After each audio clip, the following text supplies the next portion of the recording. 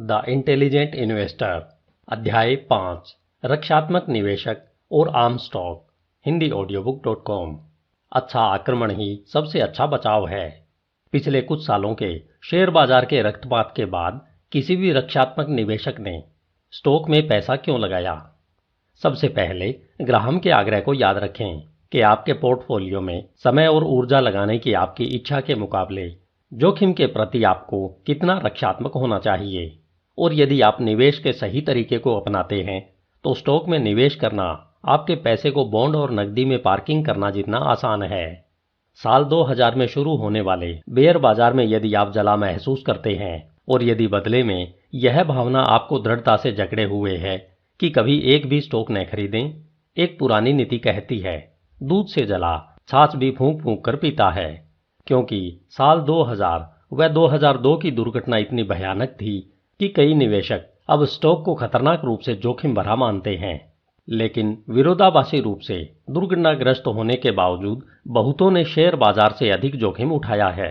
यह पहले गर्म दूध था, लेकिन अब यह कमरे के तापमान जितनी छाछ है। तार्किक रूप से देखा गया है कि आज शेयरों के मालिक होने का निर्णय कुछ साल पहले उनके स्वामित्व में कितना पैसा खोया होगा इसके साथ कुछ लेना देना नहीं है।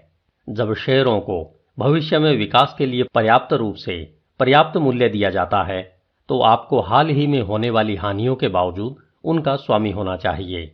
यह सब सच है जब बॉन्ड की पैदावार कम होती है, जिससे आयकर उत्पादन पर भविष्य में रिटर्न कम हो जाता है। जैसा कि हमने अध्याय 3 में देखा है, स्टॉक 2003 की शुरुआत में ऐतिहासिक मानकों से केवल हल्के से अधिक मूल्यवान है। इस बीच हाल के दामों पर बॉन्ड ऐसी कम पैदावार प्रदान करते हैं कि एक निवेशक जो उन्हें अपनी सुरक्षा के लिए खरीदता है वह धूम्रपान करने वालों की तरह सोचते हैं कि वह कम शराब व सिगरेट धूम्रपान करके फेफड़ों के कैंसर के बजाय खुद को बचा सकता है। इससे कोई फर्क नहीं पड़ता कि आप कितने रक्षात्मक हैं। ग्राहम की कम रखरखाव की भावना में या कम जोखिम की समकालीन भावना में आज के मूल्यों का मतलब है कि आपको कम से कम अपने कुछ शेयरों को स्टॉक में रखना चाहिए। सौभाग्य से एक रक्षात्मक निवेशक के लिए स्टॉक खरीदना कभी भी आसान नहीं रहा है और एक स्थायी ऑटो पायलट पोर्टफोलियो जो पूर्व निर्धारित निवेश में हर महीने काम करने के लिए आपके पैसे का थोड़ा सा हिस्सा रखता है, स्टॉक पिकिंग में आपके जीवन का एक बड़ा हिस्सा गंवाने से आपको बचा सकता है। क्या आप जानते हैं कि आपको क्या खरीदना चाहिए? सबसे पहले रक्षात्मक निवेशक को हमेशा बचाव करना चाहिए। यह विश्वास कि आप बिना होमवर्क किए स्टॉक ले सकते हैं। 1980 के दशक और 1990 के दशक के आरंभ में सबसे लोकप्रिय निवेश नारों में से एक था जो आप जानते हैं उसे खरीदें। पीटर लिंच 1977 से 1990 तक फिडेलिटी मैगेलन को म्यूचुअल फंड द्वारा संकलित सर्वोत्तम ट्रैक रिकॉर्ड में ले जाने वाले सबसे ज्यादा करिश्माई प्रचारक थे। इस सुविचार का लिंच ने तर्क दिया कि शौकिया निवेशकों का एक फायदा है कि पेशेवर निवेशक इसका उपयोग कैसे भूल सकते हैं। जैसा कि लिंच ने कहा, कारों या कैमरों को खरीदने के दौरान आप समझते हैं कि क्या अच्छा है और क्या बुरा है, क्या बिकता है और क्या नहीं। और सबसे महत्वपूर्ण हिस्सा यह है कि वॉल स्ट्रीट इसे जानता है इससे पहले आप इसे जानते हैं। लिंच का विचार है यदि आप उन कंपनियों या उद्योगों में निवेश करके अपने किनारे का उपयोग करते हैं तो आप विशेषज्ञों से बेहतर प्रदर्शन कर सकते हैं। यह पूरी तरह से असंभव नहीं है और हजारों निवेशकों ने वर्षों से इसका लाभ उठाया है। लेकिन लिंच का नियम केवल तभी काम करता है जब आप इसके अनुशासनिक का पालन करते हैं। वादा करने वाली कंपनी ढूंढना केवल पहला कदम है। अगला कदम शोध करना। अपने क्रेडिट के लिए लिंच ने जोर देकर कहा कि किसी को भी किसी कंपनी में कभी निवेश नहीं करना चाहिए। इससे कोई फर्क नहीं पड़ता कि उसके उत्पाद कितने अच्छे हैं, क्योंकि इसके वित्तीय विवरणों का अध्ययन किए बिना इसके व्यावसायिक मूल्य का अनुमान नहीं लगाया जा सकता। दुर्भाग्यवश अधिकांश शेयर खरीदारों ने इस हिस्से को नजरअंदाज कर दिया है। डे ट्रेडर बारबरा लोगों के सामने हमेशा लिंच की शिक्षाओं की बुराई करती थी। 1999 में उन्होंने कहा, हम हर दिन स्टारबक्स जाते हैं इसलिए मैं स्टारबक्स स्टॉक खरीदती हूँ। लेकिन लड़की भूल गई कि इससे कोई फर्क नहीं पड़ता कि आप उन लंबी पतली लेंटियों से कितना प्यार करते हैं। फिर भी आपको काफी से भी ज्यादा स्टारबक्स के वित्तीय विवरणों का विश्लेषण करना होगा और स्टॉक सुनिश्चित करना होगा कि कहीं यह ओवरप्राइज्ड तो नहीं है। अनगिनत स्टॉक खरीदारों ने Amazon.com के शेयरों को खरीद कर एक ही गलती की, क्योंकि वे वेबसाइट से प्यार करते थे, या ई ट्रेड स्टॉक खरीदते थे क्योंकि यह उनका ऑनलाइन ब्रोकर था। विशेषज्ञों ने इस विचार को भी विश्वास दिया। 1999 के अंत में CNN टेलीविजन पर दिए गए अपने एक साक्षात्कार में फर्स्ट हैंड फंड के पोर्टफोलियो मैनेजर केविन लैंडिस को स्पष्ट रूप से पूछा गया था, आप इसे कैसे करते हैं? मैं ऐसा क्यों नहीं कर सकता केविन? ठीक है, आप इसे कर सकते हैं, लैंडिस ने चिल्लाया। आपको केवल उन चीजों पर ध्यान केंद्रित करना है जो आप जानते हैं, और एक उद्योग के करीब रहें और उन लोगों से बात करें जो हर दिन इसमें काम करते हैं। लिंच के शासन का सबसे दर्दनाक विनाश कारपोरेट सेवानिवृत्ति योजनाओं में हुआ। यदि आप जो जानते हैं उसे खरीदना चाहते हैं, तो संभवतः आपकी कंपनी के स्टॉक की तुलना में आपके 401k के लिए बेहतर निवेश क्या हो सकता है? आखिरकार आप वहां काम करते हैं। क्या आप कभी बाहरी व्यक्ति की तुलना में कंपनी के बारे में अधिक नहीं जानते? अफसोस की बात है, एनरॉन, ग्लोबल क्रॉसिंग और वर्ल्डकॉम के कर्मचारी, जिनमें से कई ने अपनी सभी सेवानिवृत्ति संपत्तियों को अपनी कंपनी के स्टॉक में रखा है, केवल इतना ही पता चला है कि अंदरूनी लोगों को अक्सर ज्ञान का भ्रम होता है, न कि वास्तविक चीजों का। कार्नेगी मेलन विश्वविद्यालय के बारूक फिशहोफ के नेतृत्व में मनोवैज्ञानिकों ने डिस्टर्बिंग फैक्ट्स पेश किए हैं।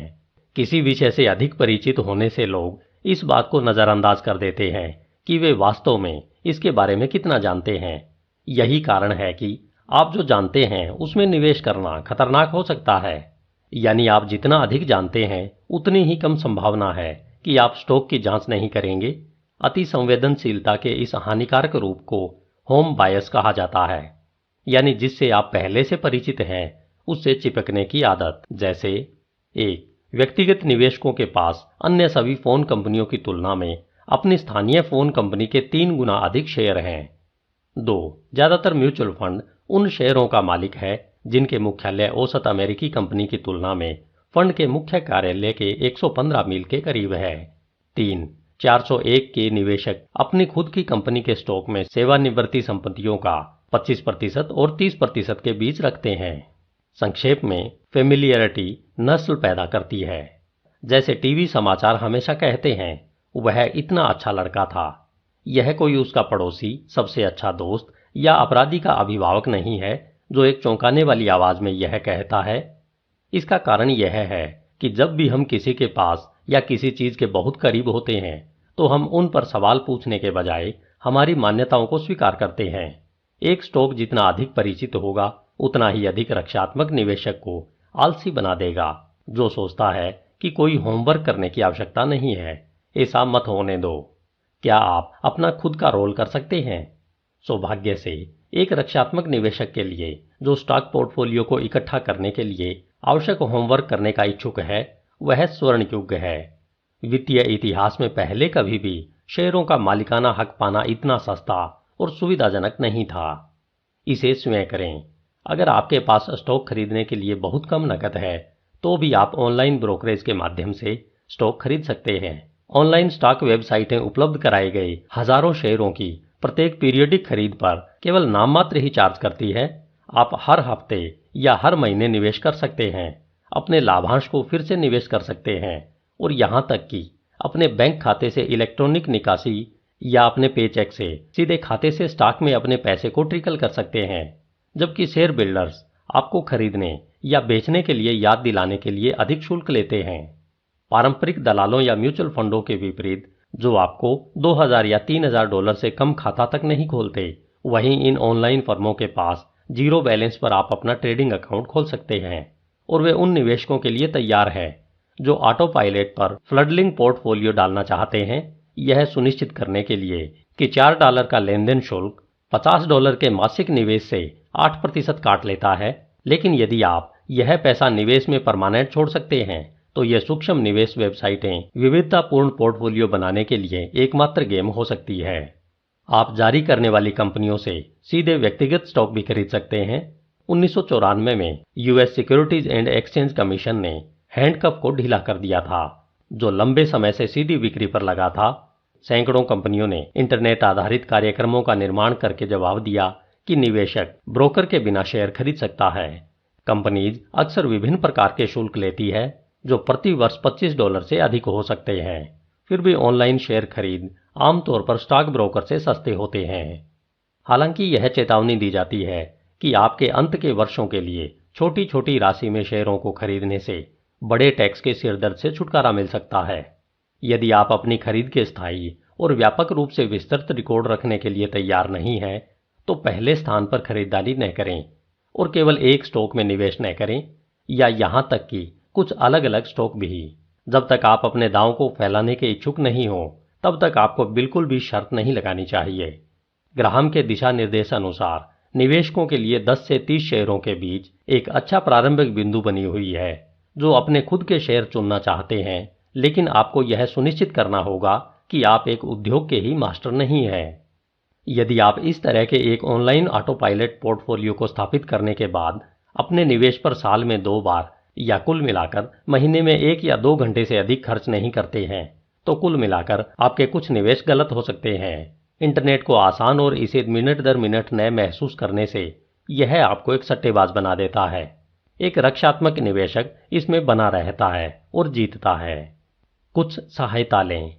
एक रक्षात्मक निवेशक डिस्काउंट ब्रोकर, वित्तीय योजनाकार या एक पूर्ण सेवा स्टॉक ब्रोकर के माध्यम से स्टॉक खरीद सकता है।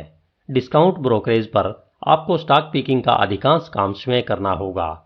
ग्राहम के दिशा निर्देश आपको कोर पोर्टफोलियो बनाने में मदद करेंगे जो न्यूनतम रख रखाव और स्थिर वापसी को स्थायी करता है। दूसरी तरफ यदि आप समय नहीं दे सकते हैं या खुद के लिए ब्याज नहीं कमा सकते हैं, तो किसी को स्टॉक या म्यूचुअल फंड खरीदने के लिए नियुक्त करने में शर्म महसूस न करें। लेकिन आपके लिए एक जिम्मेदारी भी है कि आप इसे कभी भी डेलीगेट न करें। यह केवल आप और आप ही कर सकते हैं कि क्या आपका सलाहकार भरोसेमंद है और आपके सभी शुल्क और आपसे सभी शुल्क उचित रूप से लेता है। इसे बढ़ाएं। म्यूचुअल फंड एक रक्षात्मक निवेशक के लिए अपने स्वयं के संपूर्ण पोर्टफोलियो पर निगरानी के बिना स्टॉक स्वामित्व का सबसे अच्छा तरीका है। अपने पोर्टफोलियो के स्टॉक को नियमित रूप से संभालने के लिए कम लागत पर आप एक पेशेवर चुनकर विविधता और सुविधा पा सकते हैं। अपने बेहतरीन रूप में इंडेक्स पोर्टफोलियो व म्यूचुअल फंडों को वस्तुतः ज्यादा निगरानी या रखरखाव की आवश्यकता नहीं होती है। इंडेक्स फंड एक प्रकार का रिपवान विकल्प निवेश है जो वाशिंगटन इरविन के आलसी किसान की तरह किसी भी तरह की पीड़ा या आश्चर्य का कारण बनने की संभावना नहीं है। जैसे जैसे वित्तीय बाजार भारी होते हैं और दिन ब दिन नीचे आने लगते हैं और डूब जाते हैं, तब रक्षात्मक निवेशक इस संकट पर नियंत्रण पा सकता है। आपका रेफ्यूजल तब एक्टिव हो जाता है। आपके भविष्य की भविष्यवाणी करने की किसी भी क्षमता का त्याग आपका सबसे शक्तिशाली हथियार बन सकता है। हर निवेश निर्णय ऑटो पायलट पर डालकर आप सभी आत्मभ्रम को छोड़ देते हैं, जिसे आप जानते हैं कि स्टॉक कहां जा रहे हैं, और आप इससे परेशान होने के बजाय बाजार की शक्ति का प्रयोग करने लगते हैं। इससे कोई फर्क नहीं पड़ता कि यह कितनी विचित्र रूप से उछल कूद करता है। जैसा कि ग्राहम ने कहा है, औसत डॉलर लागत आपको नियमित अंतराल पर निवेश में निश्चित राशि लगाने में सक्षम बनाता है। हर हफ्ते, महीने या कैलेंडर तिमाही आप खरीद सकते हैं, अधिक खरीदते हैं, चाहे आप बाजार में ऊपर, नीचे या किनारे पर हों। कोई भी प्रमुख म्यूचुअल फंड कंपनी या ब्रोकरेज फर्म स्वचालित रूप से आपके लिए इलेक्ट्रॉनिक रूप से पैसे सुरक्षित रूप से स्थानांतरित कर सकती है, इसलिए आपको कभी भी चेक लिखना या भुगतान के सचेत पोंग को महसूस नहीं करना पड़ेगा। यह दिमाग और दृष्टि से बाहर है। औसत डॉलर लागत का आदर्श तरीका इंडेक्स फंड के पोर्टफोलियो में है जो हर स्टॉक या बॉन्ड के लायक है। इस तरह आप न केवल अनुमान लगाने वाले गेम का त्याग करते हैं कि बाजार कहां जा रहा है, बल्कि यह भी कि बाजार के कौन से क्षेत्र और उनके भीतर कौन से विशिष्ट स्टॉक या बॉन्ड सर्वश्रेष्ठ होंगे। मान लीजिए कि आप एक महीने में $500 इन्वेस्ट करते हैं। कुल 3 इंडेक्स फंडों में $300 अमेरिकी शेयर बाजार, $100 विदेशी शेयर और $100 यूएस बॉन्ड में लगाते हैं। आप यह सुनिश्चित कर सकते हैं कि आप लगभग हर निवेश के मालिक हैं। हर महीने, हर घड़ी आप अधिक खरीदते हैं। यदि बाजार गिर गया हो तो आपकी प्रीसेट राशि आगे बढ़ जाती है। इससे पहले महीने से ज्यादा शेयर मिलते हैं। यदि बाजार बढ़ गया है तो आपका पैसा आपके लिए कम शेयर खरीदता है। अपने पोर्टफोलियो को स्थायी ऑटो पायलट पर डालकर आप बाजार में अपने होने वाले नुकसान को दूर करते हैं। जब ऐसा लगता है कि बाजार दुर्घटनाग्रस्त होने वाला है तो आपको अधिक खरीदारी करने से बचाता है।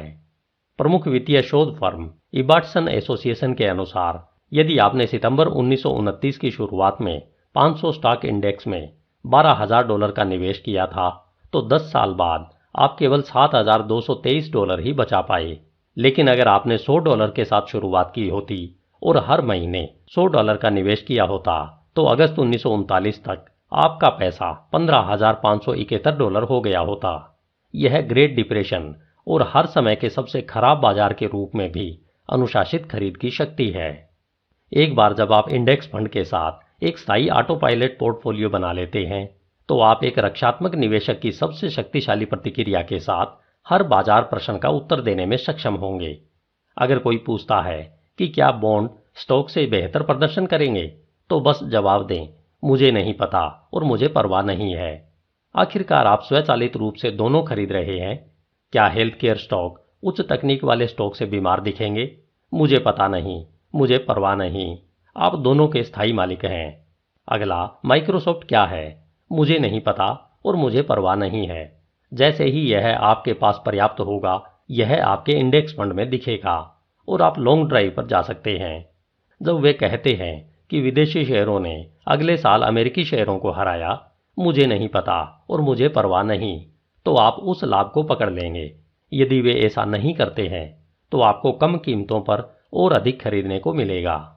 एक स्थायी ऑटो पायलट पोर्टफोलियो आपको इस भावना से मुक्त करता है कि आपको वित्तीय बाजारों के बारे में क्या करना है और किसी भ्रम की बजाय यह कहना कि मुझे नहीं पता और मुझे परवाह नहीं है आपको सक्षम बनाता है। भविष्य के बारे में आप कितना कम जान सकते हैं, इस बारे में ज्ञान आपकी अज्ञानता की स्वीकृति के साथ एक रक्षात्मक निवेशक का सबसे शक्तिशाली हथियार है। धन्यवाद। HindiAudiobook.com। आपका दिन शुभ हो।